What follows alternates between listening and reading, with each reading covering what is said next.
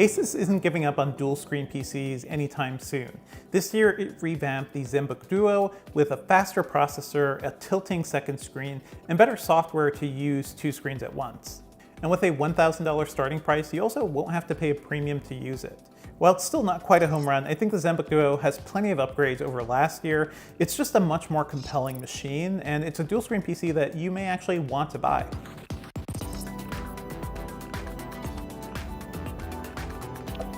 Let's get right to what makes the ZenBook Duo special this year.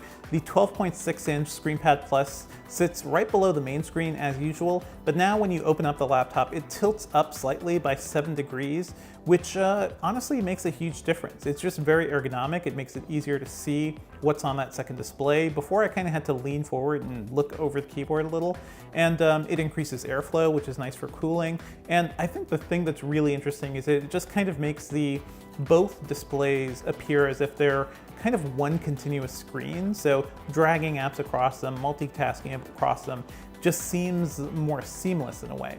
Now, this isn't the first time we've seen a rising second screen from ASUS. There was also in the ROG Zephyrus Duo, which was a fantastic machine, but now they're taking that idea and bringing it down to a much, much cheaper notebook. The new ScreenPad Plus is also brighter, so it's much more useful outdoors, and I also appreciate that the interface just feels zippier overall. Interacting with the ScreenPad Plus feels more like a modern smartphone than an aging tablet PC, which kind of was the feeling from last year's. ASUS has also optimized its dual screen software in ways that I really appreciate. There's an app explorer that lets you easily see everything running on your machine and lets you quickly move apps between both screens. There are new gestures you could turn on to just kind of flick an app down from the top screen or the bottom screen. Those were kind of useful, but honestly I had more luck just dragging the title bar of a window over to the shortcuts that automatically pop up, so those can either automatically move a window to the other screen or maximize it across both screens. Thanks to the more compact ScreenPad Plus hinge, ASUS says that the Duo is 50 grams lighter than last year's model, clocking in at 3.53 pounds. And that change led to other design upgrades too. It's also 3 millimeters thinner than before, measuring up to 16.9 millimeters thick. Now that's obviously more hefty than a standard ultra portable like the XPS 13, which measures 14.7 millimeters thick and weighs 2.8 pounds, but the Duo still feels a bit more compact than last year. And just given the potential for productivity with a second screen, I'd gladly make that sacrifice. And beyond the revamped ScreenPad Plus, the ZenBook Duo also looks almost the same as last year. It has ASUS's standard magnesium alloy frame and sharp lines. There's also a better selection of ports, including 2 Thunderbolt 4 USB-C ports. The last model had USB-C, but no Thunderbolt. There's also one USB 3.1 Type-A connection, a full-size HDMI jack, a micro SD card reader, and the usual headphone jack. The most notable upgrades are within the ZenBook Duo. So now it supports Intel's 11th gen Tiger Lake CPUs, it can run up to 32 gigabytes of RAM, and you can even include NVIDIA's MX450 graphics. The Duo is also Intel Evo certified, which means it's gone through Intel's testing to make sure it's actually powerful and offers a decent amount of battery life. And despite having that seem like a quick branding opportunity, I do think the ZenBook Duo lives up to that Intel Evo badge. Our review unit featured an Intel Core i7 1165 G7 CPU with only 8 gigabytes of RAM, but it still felt snappy as I juggled multiple apps at once. And to be honest, with a machine like this, I'd really just say start with 16 gigabytes of RAM as your minimum, but still with 8 gigabytes I was able to juggle a lot of apps, dozens of browser windows, Slack, Spotify, Evernote, my usual workflow. It all seemed to run pretty fine. Intel's Xe graphics also proved worthy. It scored nearly 4,000 points higher than last year's model in 3D Mark Night Raid. I didn't have much of a chance to do gaming on the Duo, but the score alone makes it clear it'll be able to play a low-impact game like Overwatch without much of an issue. NVIDIA's MX450 GPU should offer more power, but I haven't been able to test that either. More important than games though is the ZenBook Duo's raw computing power, and its vastly improved PC Mark 10 and Geekbench scores make it clear that Intel's Tiger Lake hardware is a major upgrade. It also lasted 11 hours and 40 minutes in our battery test, which is close to many ultra portables, though 5 hours less than the XPS 13. For the most part, I found the ScreenPad Plus to be much more useful than last year just because I could actually see it better.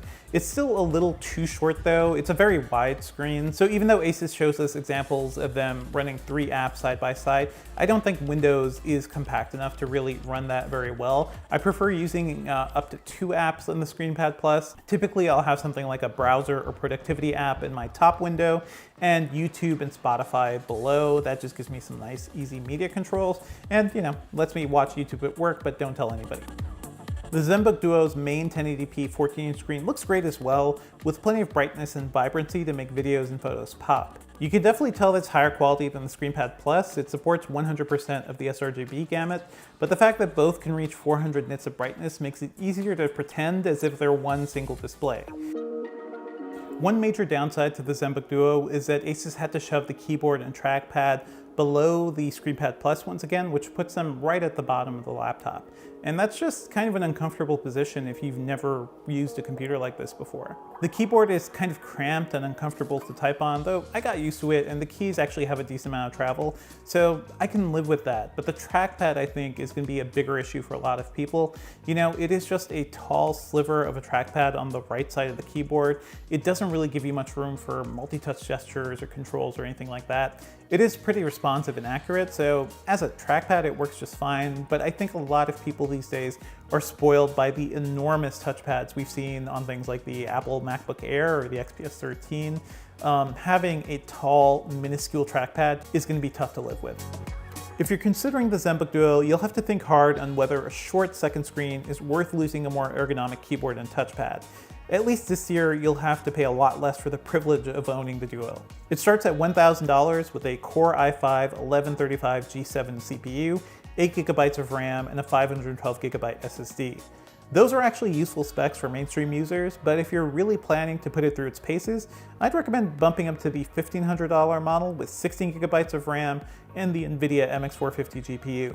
Our review unit, which once again was limited to 8 GB of memory, sells for $1,300. And you can spec the ZenBook Duo all the way up to $1,700 with 32 GB of RAM, a 1TB SSD, and NVIDIA's MX450 GPU. So overall, ASUS's ZenBook Duo isn't a perfect machine, but I do think it's a compelling upgrade and a notable step forward from last year's model. It's no wonder we gave it our Best of CES 2021 award for PCs. It just really stands out from a crowd of increasingly stale and similar looking ultra portables. I don't think dual screen PCs are for everybody just yet, but ASUS has just made a case for why you may want one. Stay tuned to Engadget.com for more of our PC reviews, and we'll definitely be keeping an eye on more dual screen PCs. If you dug this video, be sure to like and subscribe.